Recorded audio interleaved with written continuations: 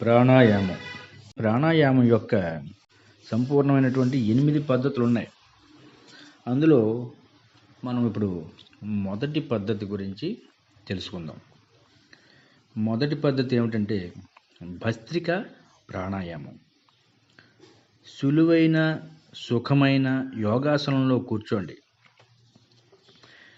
2 నాసికా రంధ్రాల ద్వారా ఊపిరితిత్తులు పూర్తిగా నిండి ఉదరతాపం తగిలే వరకు లోపలికి శ్వాస పీల్చండి.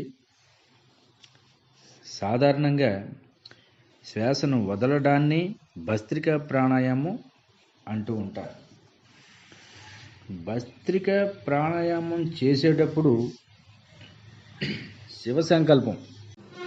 ఈ భస్త్రిక ప్రాణాయామంలో శ్వాసను లోపలికి తీసుకుంటూ మనసులో ఈ విశ్వాన్నంతటినీ చైతన్యవంతం చేస్తూ మానవ జాతి ఆనందాన్ని ప్రసాదిస్తున్న విశ్వ చైతన్య శక్తి మీరు పీల్చే శ్వాస ద్వారా మీలో ప్రవేశిస్తున్నదని, ఆ విశ్వ చైతన్య శక్తిలో మీరు అంతర్భాగమని భావిస్తూ సాధన చేయండి. అలాంటి భావనతో చేసేటటువంటి ఈ ప్రాణాయామం నుంచి మంచి ఫలితాలను ఇస్తుంది. ఇక భస్త్రిక ప్రాణాయామం చేసే విధానం ఏమిటయ్యా అంటే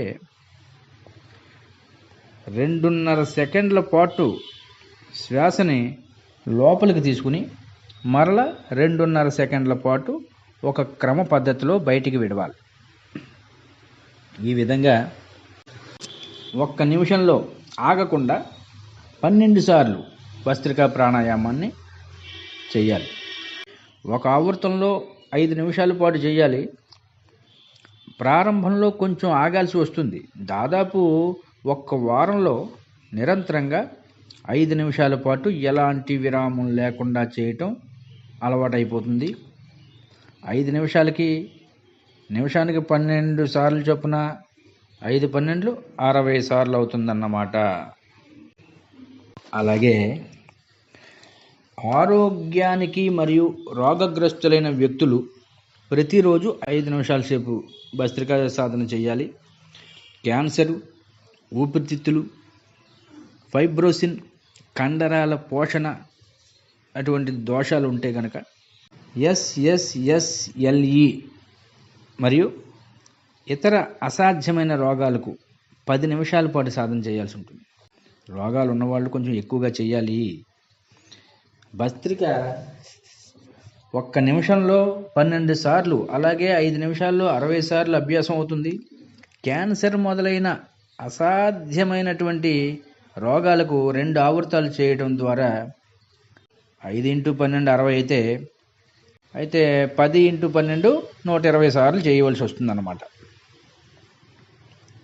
120 సార్లు చేసినట్లు అవుతుంది. కాబట్టి మామూలుగా ప్రాణాయామాన్ని పొట్ట ఖాళీగా ఉండగా చేస్తే చాలా మంచిది.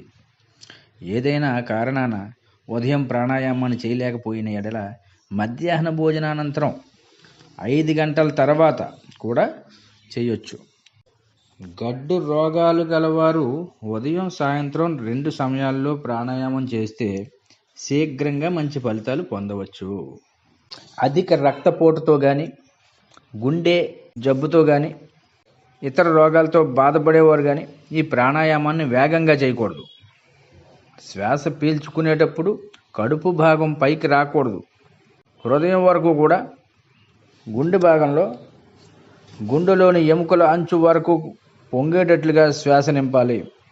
డయాఫ్రాగ్మాటిక్ డిప్ అంటే డీప్ బ్రీతింగ్, లోపల కంటే గాలి పీల్చుకోవాలి. ఇలా లోపల కంటే గాలి పీల్చుకునేటటువంటి దాని పేరే భస్త్రిక అని చెప్పేసి దానికి పేరు. వేసవి కాలంలో ఈ ప్రాణాయామాల సంఖ్యను తగ్గించాలి.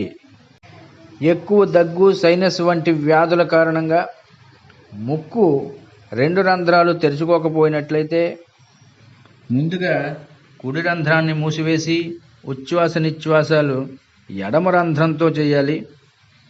తర్వాత ఎడమ రంధ్రం మూసి కుడి రంధ్రంతో చేయాలి.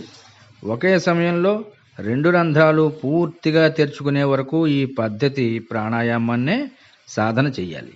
ఈ ప్రాణాయామ సాధనలో 3 రకాలైన వేగాలు ఉన్నాయి. నెమ్మదిగా చేయడం, మధ్యగా కొంచెం వేగంతో చేయడం, వేగంతో బలంగా చేయడం. శ్రద్ధగా చేస్తే నెమ్మది వేగంతో ప్రారంభించి దీర్ఘకాల సాధనతో గరిష్ట వేగాన్ని చేరుకోగలరు. చివరి స్థాయిలో ఒకే సమయంలో 2 ముక్కు రంధ్రాలతోనూ ప్రాణాయామం ప్రతిరోజు 5 నిమిషాల పాటు చేయాలి. శ్రమ కానీ విసుగు కానీ పొందకుండా మళ్ళీ వీలైనన్ని సార్లు ప్రాణాయామం చేయాలి.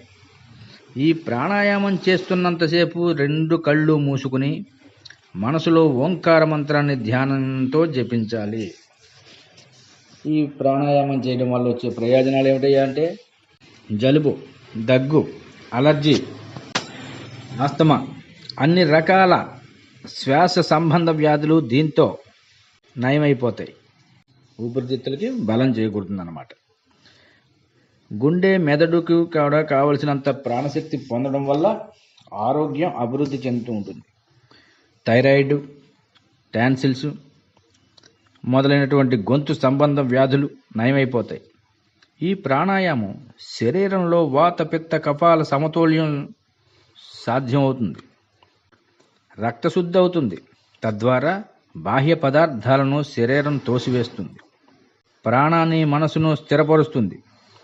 ప్రాణశక్తిని మూలాధార చక్రం నుంచి సహస్రారం వరకు ఊర్ధ్వ దిశకు సాగడానికి దోహదం చేసి కుండలిని ఉద్దీపనం చేస్తూ ఉంటుంది. స్వస్తి. 2వ పద్ధతి గురించి తర్వాత చెప్పుకుందాం.